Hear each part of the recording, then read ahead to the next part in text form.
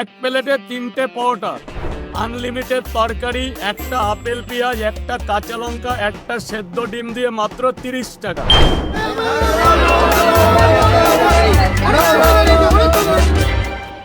সকালবেলা একটা ভালো কচুরির দোকান পাচ্ছি না, কোনো খাবারের দোকান পাচ্ছি না। কি বলুন তো, সকালবেলা কোথায় একটু মদনের মোহন খাবো, একটুখানি ওই যে গজা খাজা, পাকনা মেলা ভাত খাবো, তারপরে ওই ছানার পোড়া ওইগুলো খাবো, তা না। হ্যাঁ বাপিবাবু স্যার বলুন। আপনি এখন আর পুরীতে নেই একেন বাবু, কলকাতায় ফিরে আসুন।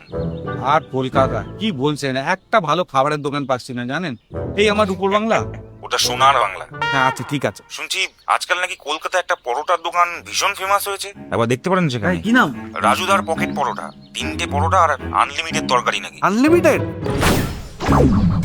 অ্যাড্রেসটা পাঠাই তাহলে নাকি? না পেয়ে গেছি, আপনি ফোন রাখুন। আরে সাক্ষাৎ একেন বাবু এখানে? আপনি চেনেন আমাকে? আপনি তো সেই ফেমাস লোক পকেটদার রাজু পরোটা, তাই তো? আরে দিন আমার পরোটা দিন, আমার খুব খিদে পেয়ে গেছে সকালে।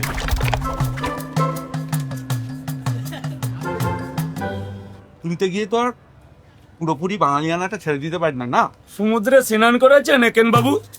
না, আমার তো জলে খুব খারাপ। আরে বলুন তো, সমুদ্রের পাড়ের কোন জিনিসটা ইন্টারন্যাশনাল? বালি।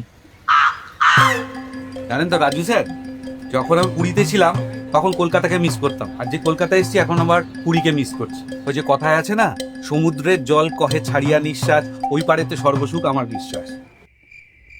এটা নদী হবে না? আরে বাবা, এখন আবার কে ফোন করলো? হ্যাঁ কুকু বলো। হ্যাঁ না আমি তো ওই মেজমানর বাড়িতে এসেছি।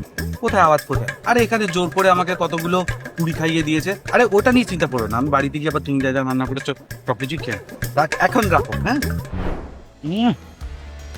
দারুণ, দুর্দান্ত, খুব ভালো লাগে। কালকে আবার আসবো। হ্যাঁ ঠিক আছে।